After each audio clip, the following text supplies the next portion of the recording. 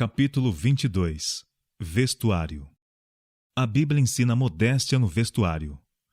Que do mesmo modo as mulheres se ataviem em traje honesto. 1 Timóteo capítulo 2, verso 9. Isto proíbe ostentação nos vestidos, cores berrantes, profusa ornamentação. Tudo que tem objetivo de chamar a atenção para a pessoa ou provocar admiração está excluído do traje modesto recomendado pela palavra de Deus.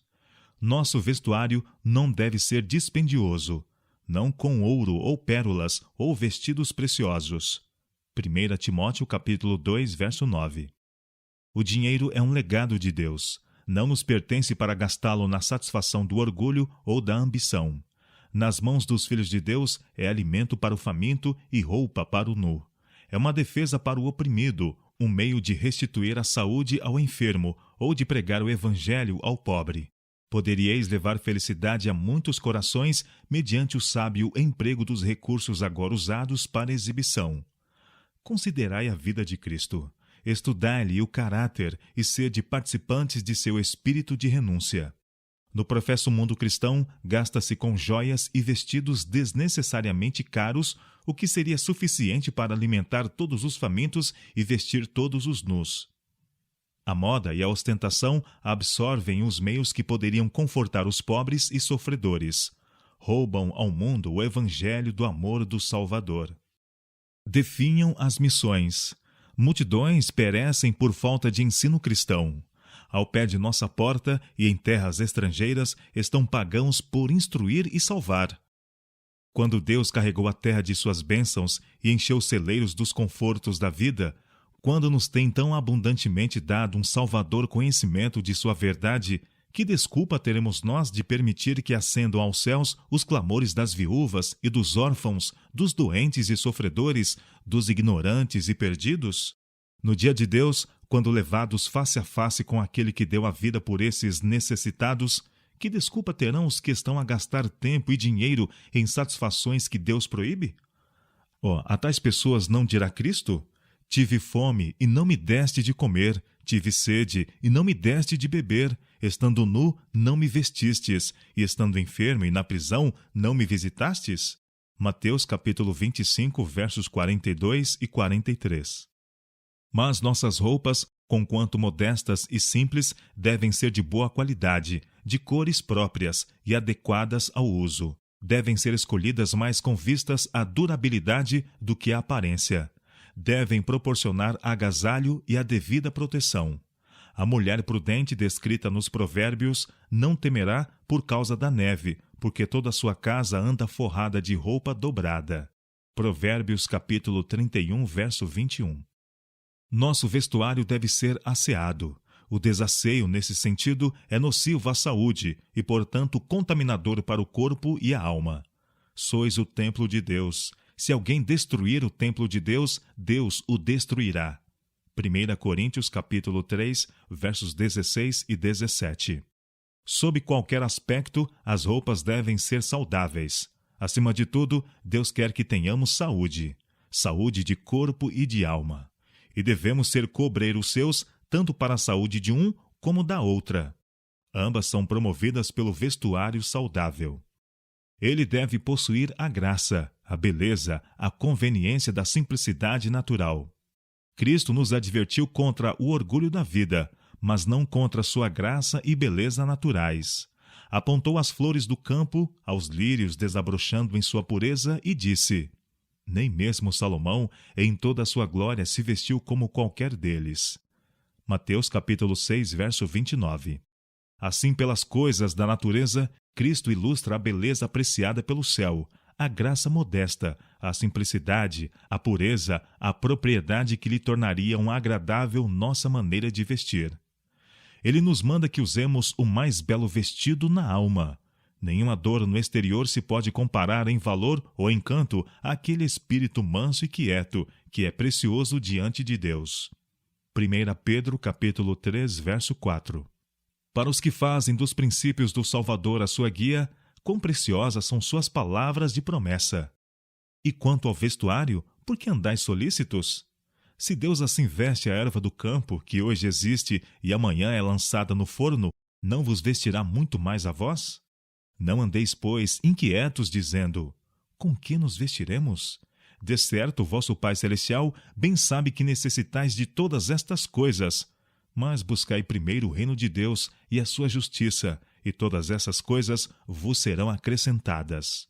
Mateus capítulo 6, versos 28, 30 a 33. Tu conservarás em paz aquele cuja mente está firme em ti, porque ele confia em ti. Isaías capítulo 26, verso 3. Que contraste oferece isto com a fadiga, o desassossego, a falta de saúde e ruína que resultam do domínio da moda. Com contrário aos princípios dados nas Escrituras, são muitos dos modelos de roupa prescritos por ela. Pensai nos feitios que têm dominado nos últimos 100 anos, ou mesmo nas derradeiras décadas. Quantos deles, quando não em moda, seriam declarados imodestos? Quantos julgados inadequados para uma senhora distinta, temente a Deus e que se preza?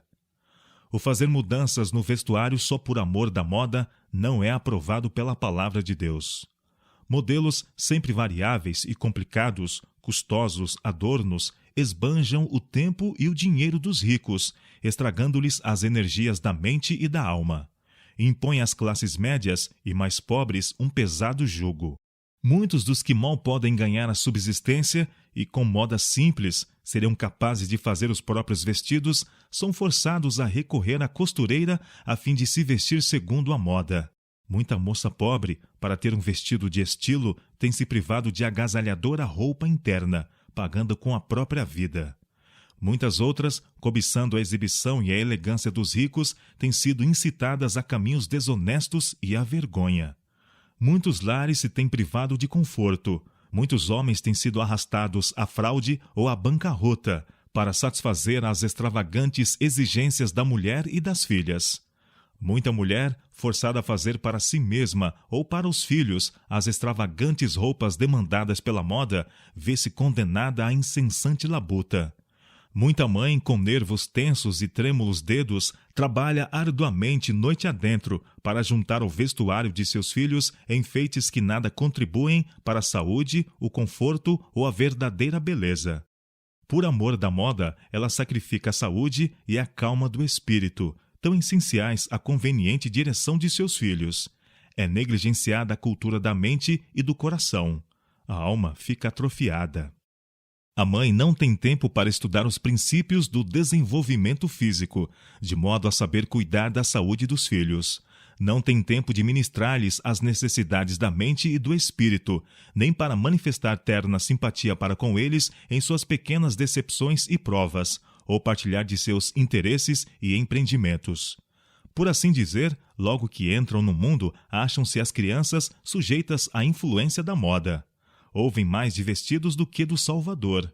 Vêem as mães consultando os figurinos com mais diligência do que a Bíblia. A exibição de vestidos é tratada como sendo mais importante que o desenvolvimento do caráter. Pais e filhos são privados daquilo que é melhor, mais doce e mais verdadeiro na vida. Por amor da moda, são roubados da preparação para a vida por vir. Foi o adversário de todo o bem que instigou a invenção das sempre mutáveis modas. Coisa alguma deseja ele tanto como ocasionar a Deus pesar e desonra mediante a miséria e a ruína dos seres humanos. Um dos meios por que ele o consegue mais eficazmente são as invenções da moda, que enfraquecem o corpo da mesma maneira que debilitam a mente e amesquinham a alma. As mulheres são sujeitas a sérias enfermidades e seus sofrimentos são grandemente aumentados por sua maneira de vestir.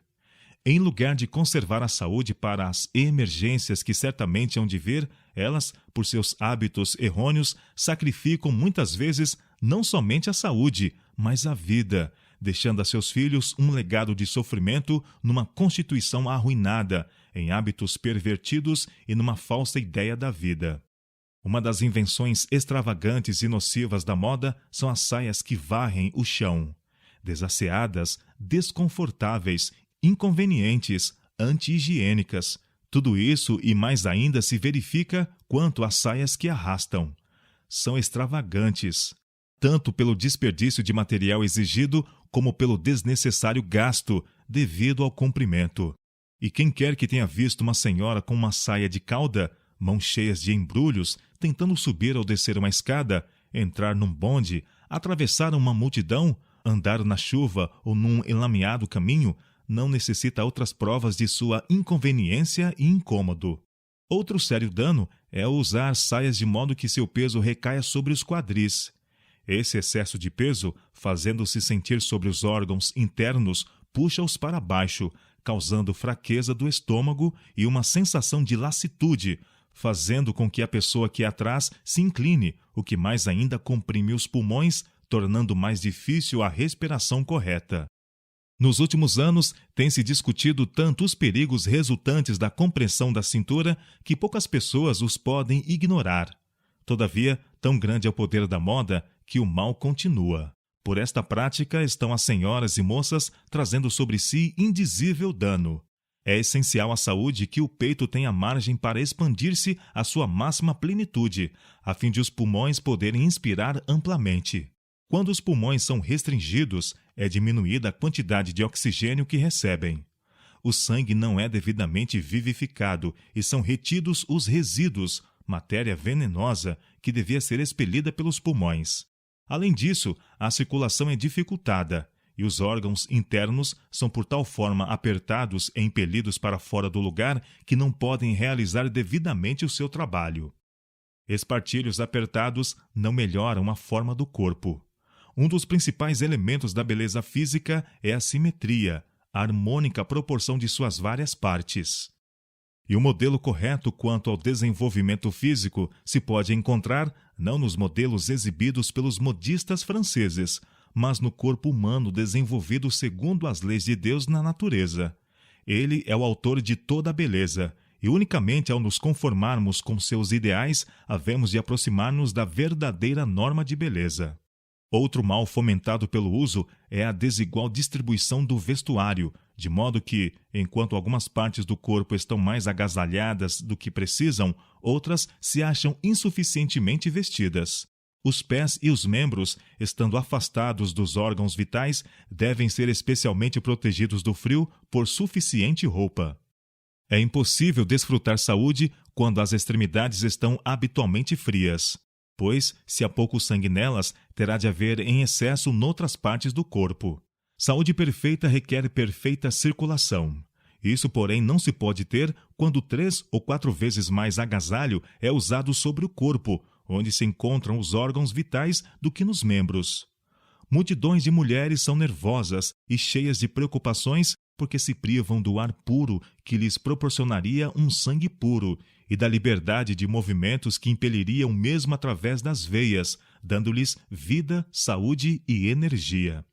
Muitas mulheres têm se tornado inválidas confirmadas, quando poderiam haver fruído boa saúde, e muitas têm morrido de tuberculose e outras doenças, quando lhes teria sido possível viver o determinado termo da vida, houvessem elas se vestido de acordo com os princípios da saúde, fazendo abundante exercício ao ar livre. A fim de prover-se do mais saudável vestuário, é preciso estudar cuidadosamente as necessidades de cada parte do corpo. O clima, o ambiente, as condições da saúde, a idade e as ocupações, tudo deve ser considerado. Cada peça de vestuário deve ser facilmente ajustada, não obstruindo nem a circulação do sangue, nem a livre, plena e natural respiração. Cada peça deve ser tão ampla que, ao erguer os braços, a roupa se erga correspondentemente. As senhoras de saúde precária podem fazer muito em benefício próprio, vestindo-se e exercitando-se adequadamente. Quando vestidas de maneira correta a desfrutar o ar livre, façam elas aí exercício, a princípio com cautela, mas em progressiva quantidade, à medida que o puderem suportar. Assim fazendo, muitas poderiam recuperar a saúde e viver de modo a desempenhar a sua parte na tarefa do mundo. Em vez de tentarem cumprir as exigências da moda, tenham as mulheres a força moral de se vestirem saudável e singelamente. Em lugar de se entregar a uma verdadeira labuta, procure a esposa e mãe encontrar tempo para ler, para se manter bem informada, para ser uma companheira de seu marido e se conservar em contato com a mente em desenvolvimento de seus filhos.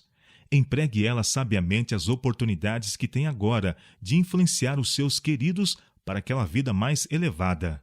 Tome tempo para tornar o querido Salvador um companheiro diário, um amigo familiar. Consagre tempo ao estudo de sua palavra, para levar as crianças aos campos e aprender a conhecer a Deus mediante a beleza de suas obras. Mantenha-se ela animada e alegre. Em vez de passar todos os momentos num costurar sem fim, faça do serão um aprazível período social, uma reunião de família depois dos deveres do dia. Muito homem seria assim levado a preferir o convívio de seu lar em vez de o clube e os bares. Muito menino seria guardado contra a rua e o bar da esquina. Muita menina seria salva de associações frívolas que não levam a bom caminho. A influência do lar seria tanto para os pais como para os filhos aquilo que era o desígnio de Deus que fosse, uma bênção que se estendesse por toda a vida.